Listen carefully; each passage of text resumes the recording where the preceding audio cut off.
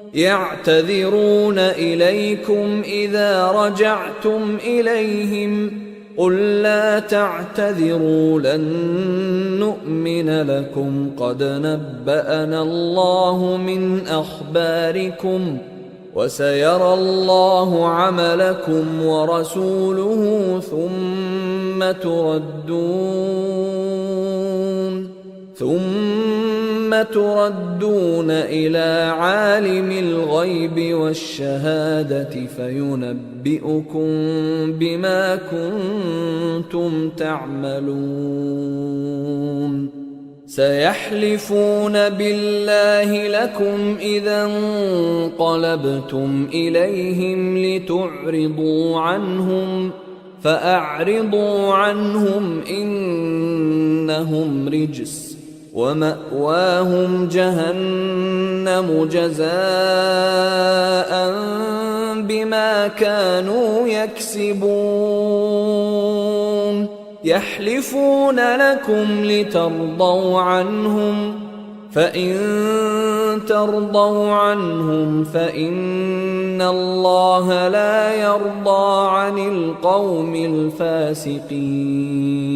الفاسقين الأعراب أشد كفرا ونفاقا وأجدر ألا يعلموا حدود ما أنزل الله على رسوله والله عليم حكيم ومن الأعراب من يتخذ ما ينفق مغرما ويتربص بكم الدوائر عليهم دائرة السوء والله سميع عليم ومن الأعراب من يؤمن بالله واليوم الآخر ويتخذ ما ينفق قربات عند الله وصلوات الرسول ألا إنها قربة لهم سيدخلهم الله في رحمته اعوذ باللہ من الشیطان الرجیم بسم اللہ الرحمن الرحیم رب اشرح لی صدری ویسر لی امری واحلل عقدۃ من لسانی یفقهوا قولی واجعل لی وزیرا من اہلی رب زدنی علما رب زدنی علما رب زدنی علما اللہم فقہنا فی الدین اللہم فقہنا فی القرآن اللہم اخلصنا لوجہک الکریم۔ السلام علیکم ورحمۃ اللہ وبرکاتہ۔ کیسی ہیں پیاری دوستو آپ لوگ؟ اللہ تعالیٰ آپ سب کو صحت اور ایمان کی بہترین حالت میں رکھے۔ آج ہماری گفتگو کا محور ہے پارہ نمبر 11، جس کا آغاز ہوتا ہے یعتذرون الیکم اذا رجعتم الیہم قل لا تعتذروا۔ اور کیا مطلب ہے اس کا؟ یہ لوگ تمہارے سامنے عذر پیش کریں گے جب تم ان کے پاس واپس جاؤ گے، آپ کہہ دیجئے کہ یہ عذر مت پیش کرو، ہم کبھی تم کو سچا نہ سمجھیں گے۔ اللہ تعالیٰ ہم کو تمہاری خبر دے چکا ہے اور آئندہ بھی اللہ اور اس کا رسول تمہاری کارگزاری دیکھ لے گے، پھر اسی کے پاس تم لوٹائے جاؤ گے جو پوشیدہ اور ظاہر سب کا جاننے والا ہے، پھر وہ تم کو بتا دے گا جو کچھ تم کرتے تھے۔ پارے کے آغاز میں ہی اپنی غلطیوں پر پردہ ڈالنے کے لیے مختلف قسم کے بہانوں کا تذکرہ ہے۔ پارہ شروع ہوتا ہے پارہ نمبر 11 اور یعتذرون، جیسا کہ اس کے نام سے بھی آپ کو نظر آ رہا ہوگا کہ اپنی غلطیوں پر پردہ ڈالنا، عذر پیش کرنا۔ اچھا، یہ سارا واقعہ جو ہے، یہ بات شروع ہوتی ہے یہاں سے کہ جو غزوہ تبوک میں جب سب کو جانے کا حکم تھا، ایک تو ہوتا ہے نا عمومی حکم، لیکن غزوہ تبوک ایسا تھا جس میں سب کو نکلنے کا حکم تھا، الا یہ کہ جس کا کوئی شرعی عذر نہ ہو۔ شرعی عذر تو ایک ضروری امر ہوتا ہے نا، شرعی عذر کے بغیر سب پہ نکلنا فرض تھا اس جنگ میں۔ اب اس میں یہ بتایا گیا کہ منافق دوہری سزا میں ہوتا ہے۔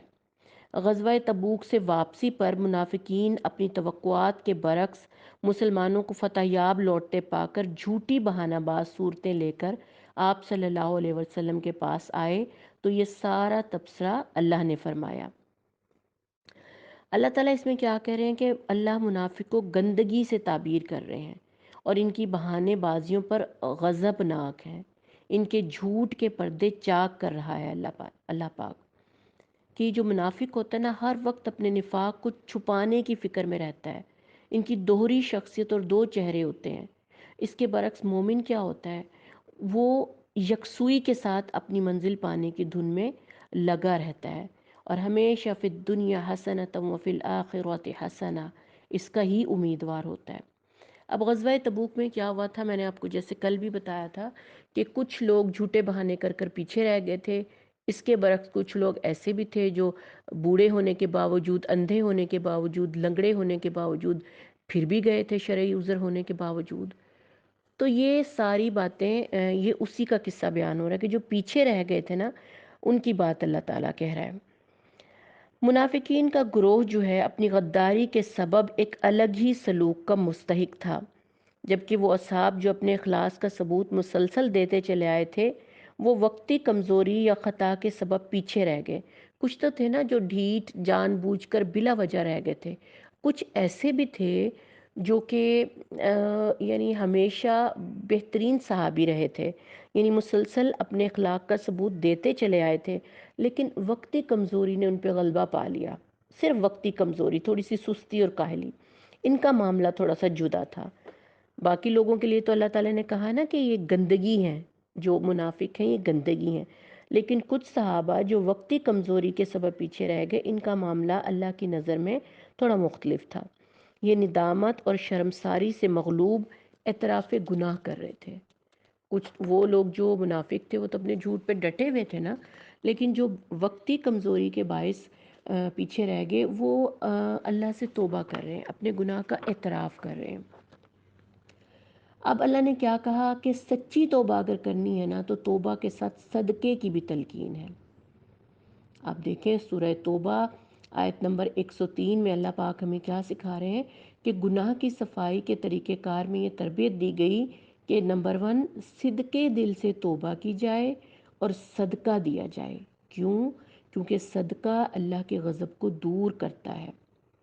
سبق یہ ہوا کہ اگر ہم سے خطا ہو جائے تو 2 نفل پڑھ کر معافی کے طلبگار ہوں اور حسب توفیق صدقہ نکال کر گناہ دھونے کی عملی تدبیر کریں۔ جب آپ ایسا کریں گے نا، کیونکہ نیکی گناہوں کو دھوتی ہے، ٹھیک ہے، یہ چیز ہو گئی۔ اب ہم یہ دیکھ لیتے ہیں کہ وہ کون سے صحابی تھے جو کہ پیچھے رہ گئے تھے۔ یہ 3 صحابہ رضی اللہ عنہم کی کہانی ہے جو غزوہ تبوک میں پیچھے رہ گئے تھے، اور ان میں حضرت ابو لبابہ بن عبد المنذر رضی اللہ عنہ اور ان کے 6 ساتھی تھے جو کہ بغیر شرعی عذر کے پیچھے رہ گئے تھے۔ بعد میں پھر ان کو سخت ندامت ہوئی اور انہوں نے جو حضرت ابو لبابہ ہیں، انہوں نے پھر شدید ندامت کے باعث خود کو مسجد نبوی میں الگ ستون کے ساتھ باندھ لیا تھا اور کھانا پینا بھی خود پر حرام کر لیا تھا۔ اب خطا اگر ہو جائے تو بہانے بازی کی بجائے نہ اپنے باپ آدم علیہ السلام کی طرح سر کو جھکا کر خطا کا اقرار کر لینا چاہیے۔ اچھا، اس میں ایک اور بات مجھے یاد آ رہی ہے کہ یہ جو صحابہ کرام تھے نا، یہ سستی کی وجہ سے پیچھے رہے تھے نا، سستی کی وجہ سے۔ تو ہمارے پیارے نبی صلی اللہ علیہ وسلم نے ہمیں ایک دعا سکھائی ہے، اللہم انی اعوذ بک من العجز والکسل، یہ سستی دور کرنے کے لیے ہے، ٹھیک ہے، اللہم انی اعوذ بک من العجز والکسل، ٹھیک ہے۔ یہ انشاءاللہ میں شیئر بھی کروں گی آپ کو اگر یہ مجھے مل گئی تو۔ اب یہ ہے کہ ایک مومن کو کیا چاہیے کہ زندگی بہت چوکس رہ کر گزارنی چاہیے، تاکہ ہماری جو یہ کمائی ہے نا زندگی بھر کی، شیطان اس کو اچک کر نہ لے جائے، جیسا کہ ان صحابہ کے ساتھ ہوا تھا۔ یہ جو 6 ساتھی تھے نا، ان میں سے 2 بدری صحابی تھے۔ بدری صحابیوں کو تو دنیا میں ہی جنت کی بشارت دے دی گئی ہے نا۔ کہا جاتا ہے کہ جتنے بھی صاحب ایمان تھے بعد میں، جو بدری صحابہ تھے نا، نبی صلی اللہ علیہ وسلم نے فرمایا تھا مفہوم میں بتاتی ہوں کہ بدری صحابہ کا مقابلہ کسی کے ساتھ نہیں کیا جا سکتا، یعنی کیونکہ وہ اول المومن تھے، اول المسلم تھے، انہوں نے پہلے وہ لوگ تھے جنہوں نے کچھ بھی نہیں سوچا اور نبی صلی اللہ علیہ وسلم کے ساتھ ہو لیے تھے۔ تو ان پیچھے رہنے والوں میں سے 2 بدری صحابی تھے، اور صرف سستی کی وجہ سے ان کی اتنی عالی شان کمائیاں وقتی اور لمحاتی کمزوری سے خطرے میں پڑ گئیں۔ کتنی بڑی مطلب کہ یہ بات ہے نا۔ اچھا جی، اب کیا ہوا کہ وہ لوگ واقعی اللہ کے ہاتھ بکے ہوئے تھے، اللہ تعالیٰ کے نیک بندے تھے، لیکن وقتی معاملے میں پیچھے رہ گئے۔ 50 دن غزوہ تبوک کے آنے اور جانے میں لگے تھے، اور 50 دن کا ہی بائیکاٹ کیا گیا تھا ان تمام صحابہ سے۔ یہ پورا قصہ تفہیم دین میں آپ پڑھیے، آپ کے پاس کوئی بھی بک ہے تو میری خواہش ہے کہ آپ لوگ یہ پورا قصہ پڑھیں، تب جا کے آپ دیکھیے گا کہ آپ کے ایمان کا لیول کہاں جاتا ہے اور کتنے لیسن آپ کو سننے کو ملتے ہیں۔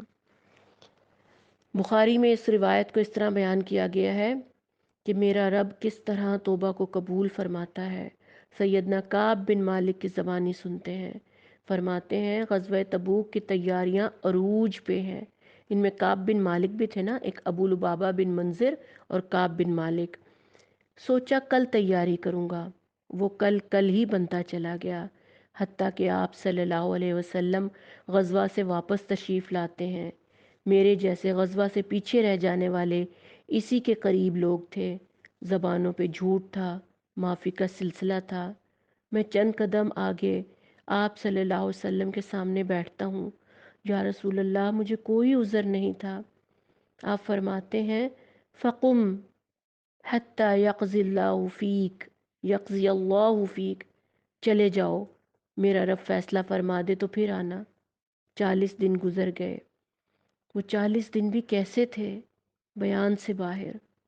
لوگوں کو جب حکم نبی ہوا کہ ان سے کلام تک نہ کیجیے، فَاجْتَنَبَ النَّاسَ، لوگ اجنبی ہو گئے، تغیروا لنا، سب کچھ بدل گیا۔ حتی تنکرت لی فی نفس الارض، میری تو ساری دنیا ہی بدل گئی۔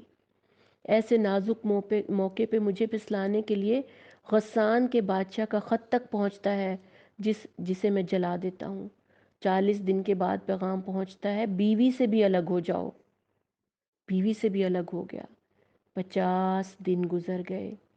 نماز فجر کے بعد گھر کی چھت پہ بیٹھا تھا، دم گھٹا جا رہا تھا، زمین باوجود وسعتوں کے تنگ ہوئی جا رہی تھی۔ آواز بلند ہوتی ہے، یا کعب بن مالک، یا کعب بن مالک ابشر، خوشخبری ہو۔ میں سجدے میں گر جاتا ہوں، پیغمبر کائنات صلی اللہ علیہ وسلم کے پاس پہنچتا ہوں۔ معافی آپ کی جانب سے ہے یا اللہ کی جانب سے؟ کہا اللہ ذوالجلال کی جانب سے۔ توبہ کا انداز تھا کہ میرے رب نے قرآن میں میری گواہی بنا دی۔ اللہ ذوالجلال ہمیں بھی سچ بولنے کی اور صدق کے دل سے توبہ کرنے کی توفیق عطا فرمائے۔ آپ یہ دیکھیں کہ کعب بن مالک کی سچی توبہ اللہ کی نظر میں کتنی پیاری تھی کہ سورہ توبہ میں انہوں نے یہ پورا واقعہ ہی ہمیں اور ان کے نام کے ساتھ ہمیں یہ بیان کر دیا سب کچھ۔ 50 دن غزوہ تبوک میں لگے تو 50 دن کی ہی سزا ملی۔ یہ واقعہ بہت کچھ سکھاتا ہے ہمیں۔ قرآن میں پوری تفصیل کے ساتھ لکھا ہوا ہے کہ کیسے ابو لبابہ نے تو خود کو ستون سے ہی باندھ لیا تھا، بے ہوش ہو کے گرتے تھے، کھانا پینا تک چھوڑ دیا تھا، بھوکے تھے، خود پہ ظلم و ستم کیا ندامت کے باعث۔ کیا ہم اپنی کسی غلطی پر اس طرح ندامت محسوس کرتے ہیں؟ پھر آگے چلتے ہیں، سورہ توبہ 111 اور 112 یہ توجہ سے پڑھنے کی ہیں، اور یہ مومن کے بارے میں ہے کہ مومن کے اندر کلمہ پڑھ کر مومن اللہ کے ہاتھ بک جاتا ہے۔ اب اللہ سے اس کا رشتہ عبد اور معبود کا ہے، یعنی آقا اور غلام۔ ہمیں اللہ نے جان اور مال سمیت خرید لیا۔ اب نہ جان ہماری ہے کہ اپنی من مانی زندگی گزاریں، اور نہ مال ہمارا اپنا ہے کہ اپنی مرضی سے اس کو جہاں چاہیں لٹا دیں۔ یہ پوری زندگی بس اب تو اللہ کو دے دی، اور اس کے عوض معاہدہ مکمل ہونے پر موت کے بعد ہم سے اللہ جنت کا وعدہ کرتا ہے۔ زندگی کا سودا جتنا مکمل ہوگا جنت اسی کے برابر ملے گی۔ یہ ایسے نہیں ہوگا کہ کسی کے ہاتھوں آپ نے 2 کنال زمین خریدی اور 10 مرلے اس کے حوالے کر دیں گے تو پیسے پھر 2 کنال کے تو نہیں ملیں گے۔ یہی معاملہ جنت کا ہے، جتنا آپ اپنے رب کے ساتھ مخلص ہوں گے جنت بھی آپ کو اسی قدر ملے گی۔ اللہ کا پھر اس آیت نمبر 111 اور 112 کو پڑھیے کہ اللہ تعالیٰ مومن کی صفات بیان کرتا ہے یہاں پر۔ جنت کا سودا کرنے والوں کی کیا صفات ہے؟ التائبون، توبہ کرنے والے، العابدون، عبادت کرنے والے، الحامدون، اللہ کی حمد کرنے والے، السائحون، سیاحت کرنے والے، اللہ کے تدبر کے لیے، غور و فکر کے لیے، الراکعون، رکوع کرنے والے، الساجدون، سجدہ کرنے والے، الامرون بالمعروف، نیکیوں کا حکم دینے والے، والناہون عن المنکر، اور برائیوں سے روکنے والے، والحافظون لحدود اللہ، اور اللہ کی حدود کی حفاظت کرنے والے۔ دیکھ لیں ان 2 آیتوں میں اللہ نے جنت کا سودا کرنے والوں کی کتنی خصوصیات بیان کی ہیں۔ ہم دیکھتے ہیں ہمارے اندر ان میں سے کتنی خوبیاں موجود ہیں۔ کیا ہم توبہ کرنے والے ہیں، عبادت کرنے والے ہیں، اللہ کی حمد، رکوع، سجدے، چلیں یہ کر بھی لیں تو کیا ہم دوسروں کو نیکیوں کا حکم دیتے ہیں؟ اب تو ہمیں شرم آتی ہے لوگوں کو نیکیوں کی باتیں بتاتے ہوئے، کوئی برا نہ مان جائے، it's none of your business, اگلا ہمیں یہ نہ کہہ دے۔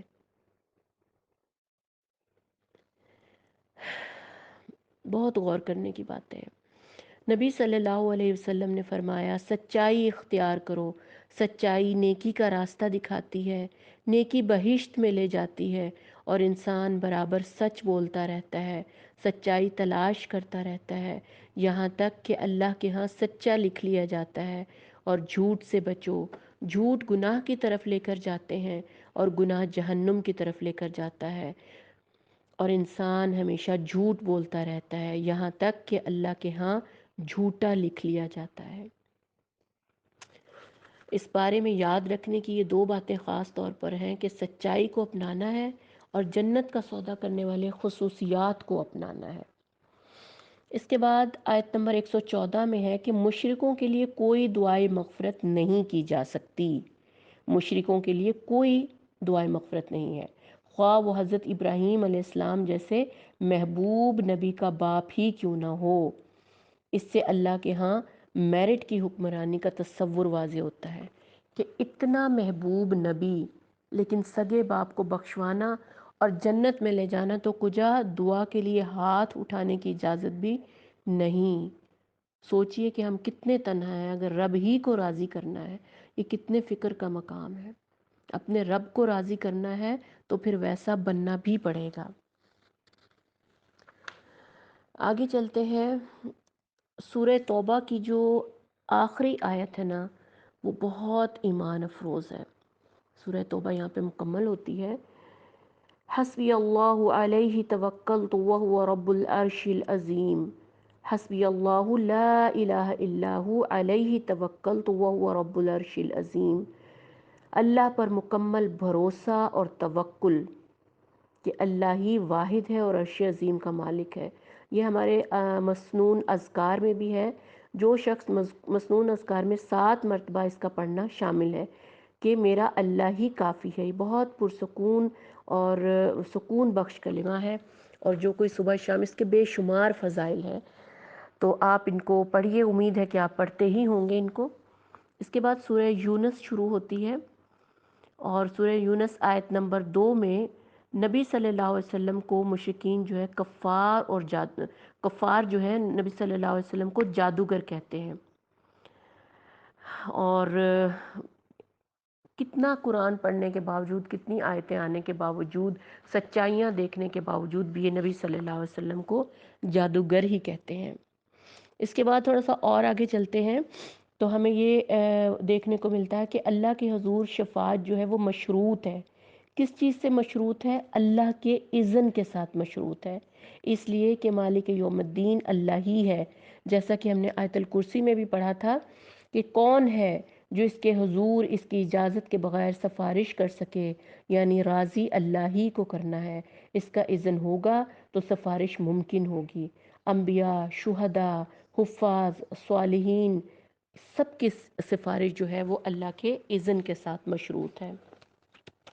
آگے چلتے ہیں، سورہ یونس 15 میں ہم دیکھتے ہیں کہ اگر نبی کریم صلی اللہ علیہ وسلم بدلنے کا اختیار رکھتے قرآن کو، تو اس کے احکام میں کمی بیشی اور رد و بدل، جیسے یہ بنی اسرائیل نے کیا، جیسے نصارہ نے کیا، نبی صلی اللہ علیہ وسلم ایسا کوئی اختیار نہیں رکھتے تھے۔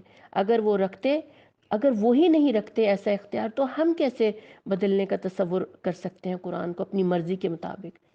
مسلمان چاہتا ہے کہ اسلام کو موم کی ناک بنا کر اس کی دسترس میں دے دے اپنی خواہشوں کے مطابق، کہ آج کا مسلمان یہ چاہتا ہے کہ اپنی خواہشوں کے مطابق اس قرآن کو موڑ لے، کہ یہ تو قرآن 1400 سال پہلے آیا تھا، یہ تو اس وقت کے حالات کے مطابق تھا۔ ایسا بالکل نہیں ہے، یہ چیزیں ہمیں سیکھنے کی ضرورت ہے۔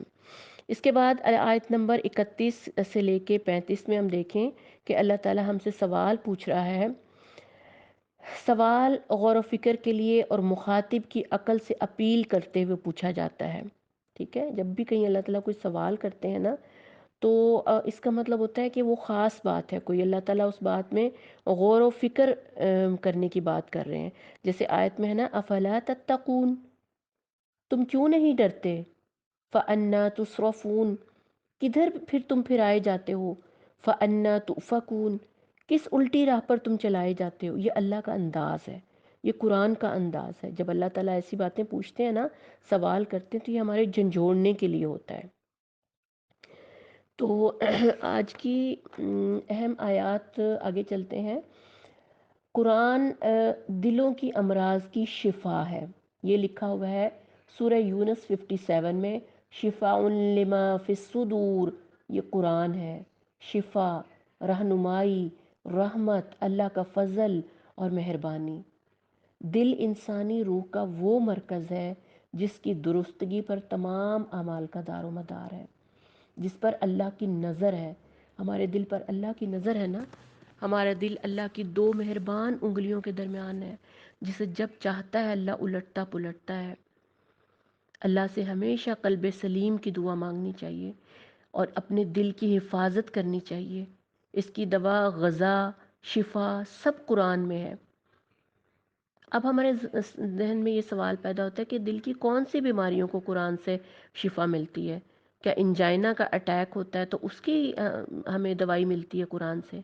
نہیں، بلکہ دل کی روحانی بیماریاں اور ہی ہیں۔ کون سی ہیں وہ؟ شک، کس چیز میں ہم شک کرتے ہیں؟ اللہ، رسول، آخرت، قرآن، ان سب پر ہم یقین کرنے کے بجائے ایک شک کی کیفیت میں رہتے ہیں۔ پھر دل کی سختی، دنیا پرستی کی وجہ سے، پھر دل میں زنگ لگ جانا گناہوں کی سبب، مایوسی آنا ابلیس کی وجہ سے، پھر دل پر مہر لگنا گناہوں کی وجہ سے، دل کا اندھا پن دنیا کی مال و دولت کی وجہ سے۔ ان سب کی شفا قرآن میں موجود ہے۔ آپ ان کو بار بار پڑھیے، ان آیات کو بار بار، تاکہ آپ کے دل کو ایک مکمل یقین حاصل ہو جائے کہ آپ کے دلوں میں آپ کے دل میں کون سی بیماری ہے، آپ نے کس کا علاج کرنا ہے، آپ نے یہ دیکھنا ہے۔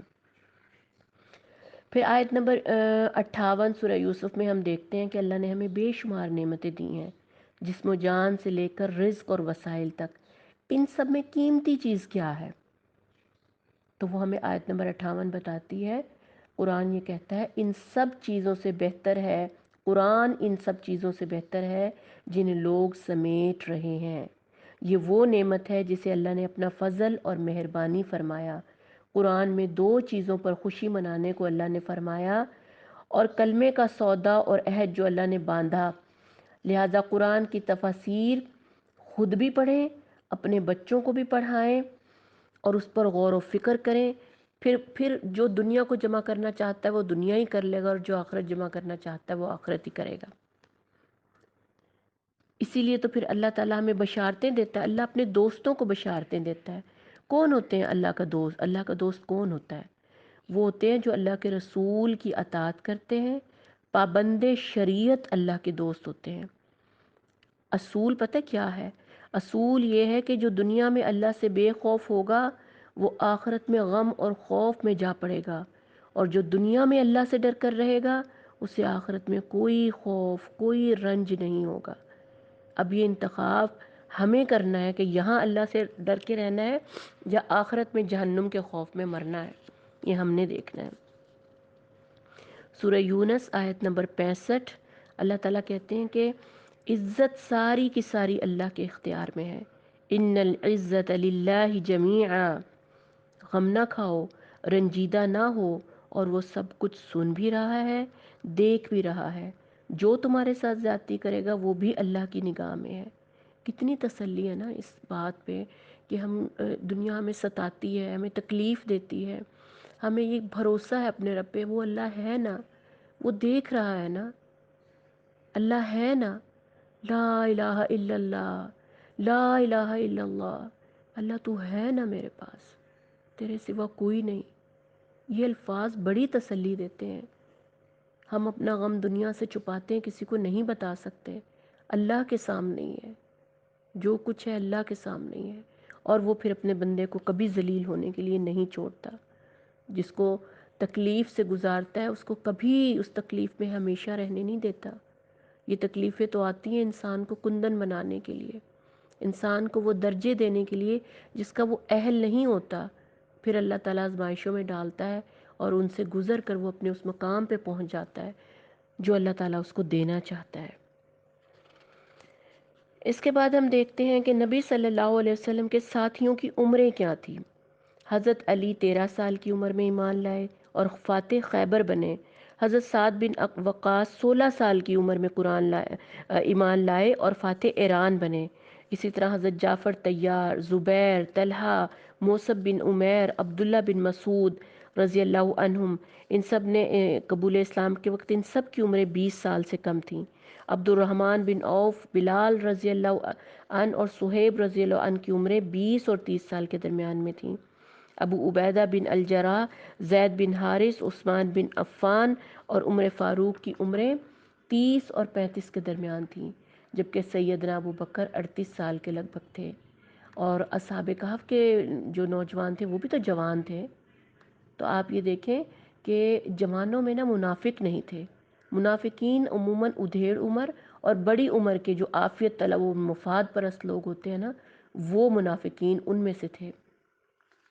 تو آپ بھی اگر جوان ہیں تو اپنے اوپر رشک کریں، اور یہ نہ سمجھیں کہ ابھی تو بڑی عمر پڑی ہے، بڑھاپا آئے گا تو دین پہ چل لیں گے، رسول کی اطاعت کر لیں گے، قرآن پڑھ لیں گے، یہ نہ سوچیں۔ یہ جوانی کی عمر بڑی خاص اور بڑی اللہ کی نظر میں بہت اہمیت رکھتی ہے۔